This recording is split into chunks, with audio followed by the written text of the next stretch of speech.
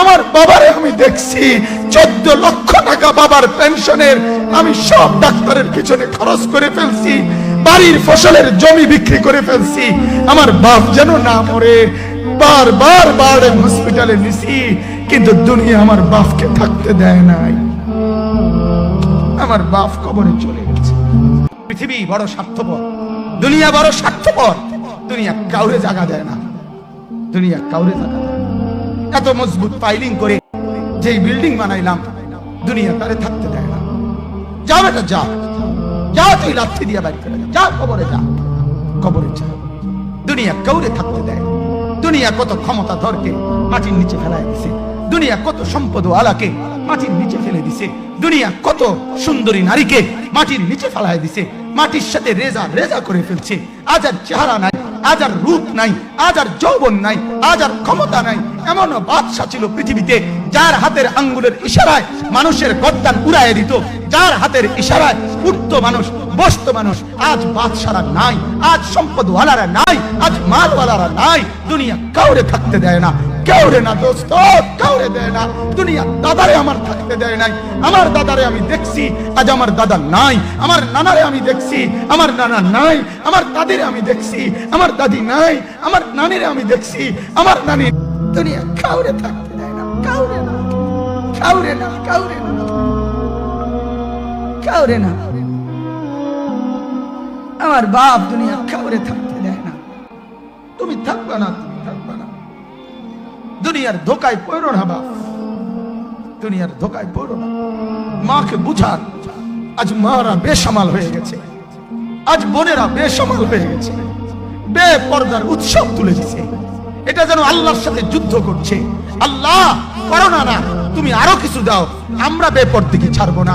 যুবক ছেলেগুলো যেন বলতেছে, আল্লাহ তুমি করোনা দেওয়ার চাই দাও, অশ্লীল ছবি দেখা, ফেসবুকে নর্তকী দেখা আমরা ছাড়বো না। দেখি তুমি কি করতে পারো, তুমি যা করার করো। দোকানদার ব্যবসায়ীরা হারামের লেনদেন করা বন্ধ করছে না, সুদখোর সুদ ছাড়ছে না, ঘুষখোর ঘুষ ছাড়ছে না, নাফরমান আর জিনাকার ব্যভিচারী এরা কেউ কিছু ছাড়ছে না। বেহায়ার বেপর্দা নারী তার অশ্লীলতার বেহায়াপনা ছাড়ছে না। মুসলমান তার ঘরে টেলিভিশনের নর্তকীর আওয়াজ তো বন্ধ করছে না। হায় করোনা কিভাবে যাবে, আযাব কিভাবে যাবে বলেন, বলেন, বলেন আপনারা। আমার বাপ ফেরাউনের উপরে তো আযাব এতদিন ছিল না, নমরুদের উপরে আযাব এতদিন ছিল না, সাদ্দাদের উপরে আযাব এতদিন ছিল না, কারুনের উপরে আযাব এতদিন ছিল না, লূত আলাইহিস সালামের কওমের উপরে আযাব এতদিন ছিল না, হুদ আলাইহিস সালামের কওমের উপরে আযাব এতদিন ছিল না, নূহ আলাইহিস সালামের কওমের উপরে এতদিন আযাব ছিল না। আজ আমরা মালিককে এই পরিমাণ নারাজ করছি, মালিক এত বেশি নারাজ। আজ 1 বছর হয়ে গেছে, 1 বছরের চাইতে বেশি হয়ে গেছে, কই করোনার মহামারীর আযাব তো যাচ্ছে না, গেছে গা? বলে আমাদের লক্ষ লক্ষ বাচ্চার পড়ালেখা বন্ধ, এরা নষ্ট হওয়ার চূড়ান্ত পর্যায়ে পৌঁছে গেছে। মোবাইল এদেরকে শেষ করে দিছে, লক্ষ লক্ষ ছেলে। গতকালকে এক মা আমার আত্মীয় ফোন দিয়া বলতেছে, সকাল 10টায় বাচ্চাটা ঘর থেকে মোবাইল লইয়া বাইর হইছে, রাতের 10টায় মা তারে ফোন দিয়া বলছে, বাপ ঘরে আসতি না, ভাত খাইতি না। বাচ্চা তারে বলতেছে, তোমার অসুবিধা কি, তোমার সমস্যা কি? মা এই কথা বইলা কায়দা দিছে যে শোনেন হুজুর কত দোয়া করো।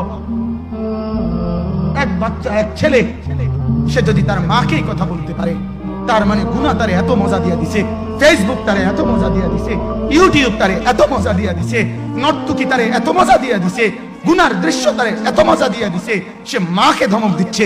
রাত 10টা বাজলে কি হইছে, রাতের 3টা পর্যন্ত দেখলে তোমার সমস্যা কি? আমার আখিরাত আমি নষ্ট করলে তোমার অসুবিধা কি? আমার জাহান্নাম আমি ঠিক করে নিলে তোমার সমস্যা কি? আল্লাহ আমাদেরকে মাফ করে দেন, আল্লাহ আমার জাতিকে মাফ করে